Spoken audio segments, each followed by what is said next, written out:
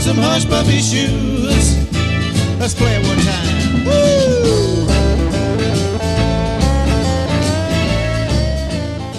This is a band that at one time was out of Springfield, Missouri, where Dan and I went to college at what was then Southwest Missouri State University. That's now Missouri State University. Dan, I asked you to listen to the recent CD, Three Sides of One, by the group King's X. This CD was released last year. So Dan, I'm kind of interested in hearing what you think. Well, Bob, on first listen, yeah, I didn't like it, but on subsequent listens, it grew on me. This was their 13th studio album. King's X, they've been around since the late 70s. And yes, they did form up in Springfield area.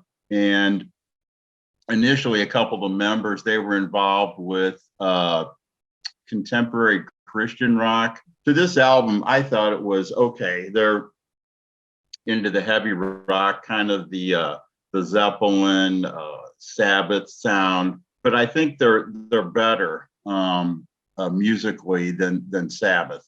Really, I think their guitarist, he's almost as good as Tony Iommi, and I really like the bass player's song. His vocal ability. It really fits for a lot of the songs they do because they're heavy riffs, heavy basses, and you need a strong vocal to punch through that. Now, this album, Three Sides of One, I thought, oh, okay, they're a power trio, so they're talking about their unity. But as you go into this group's history with their roots going back to the Springfield area, and they were all, raised in Christian Protestant type families. So theology and spirituality are big themes for these guys, going all the way back to the late 70s, 80s, and it still remains that way. The songs that I particularly had a lean to are the ones that definitely do. They talk about the spirituality. There's nothing frivolous. These guys are they're a serious band, and they've been around. So they're talking about themes with "Let It Rain," which I always thought was a reference to the 90 days of or the endless rain that covered the earth.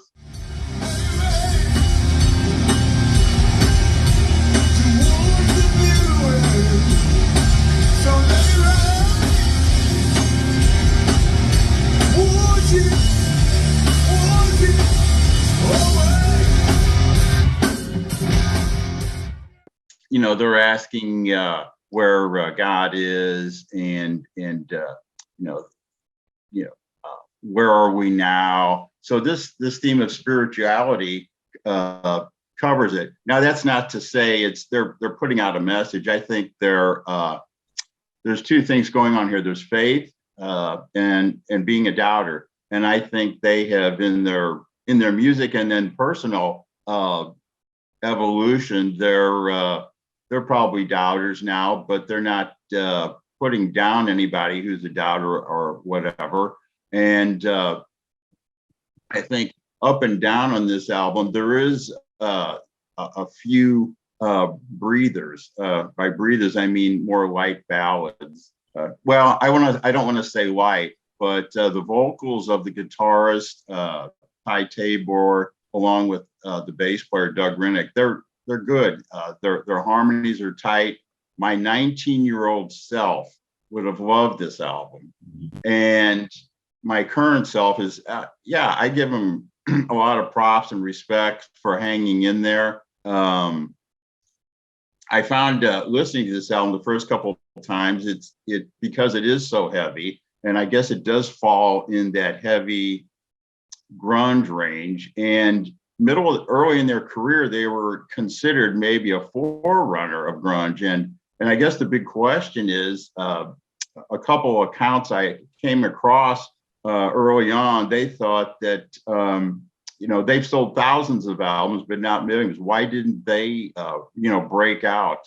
because they were, compared to, I guess the Seattle sound was credited with the grunge sound. King's X has been said that they had a sound and that their writing was much more in depth than any of the Pearl Jam, Nirvana, or Soundgarden. In fact, I came across a quote that the drummer for Pearl Jam said that King's X, that they were the first grunge band. So, I guess the big question is, why didn't they make it as big as Pearl Jam or Soundgarden? And interestingly enough, they've remained a strong cult band in England. When they tour there, they have dedicated turnouts, and I don't know, they have also split off and done solo and other side projects throughout the years. I don't know that they'll ever break out now, but I think they've come to terms with there being a successful cult band. They had a window of opportunity, and musicians thought they would break through, but they did not. So, yeah, I'm glad you passed this on to me, Bob, because I had no idea about these guys, and they've went through a lot of personal and health issues too, particularly their drummer. He's had a couple heart attacks and all that, but they're pressing on. Of course, hopefully it won't take another 13 years before they come out with another album. That's it. My 19-year-old me would love it. Contemporary me, I'll take it in small doses. All right. Okay. Thanks, Dan. You're pretty much mirroring what I think about the album. When I brought it home, based on the title of the group and some of the song titles, I thought, oh, I brought home a Christian rock group. And I started listening to it, and you're right, they do have spiritual values on here and all that, but they're not a Christian group.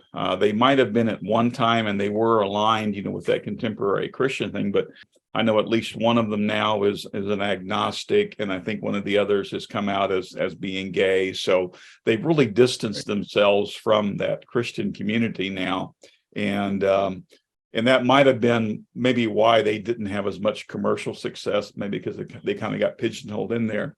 I agree. The 19 or 20-year-old me probably would have loved this a whole lot more than I do now. I'm, at this stage in my life, I'm not quite into that heavy metal grunge type stuff like I would have been at one time. But I think these guys probably deserve to have had a better career than what they got. They're talented. Yeah. I do give them props for some good songwriting. And I kind of thought that this might not be something totally in Dan's wheelhouse, but that he might appreciate it for the history and stuff. So, Dan, thanks a lot for listening, and I appreciate everything you had to say.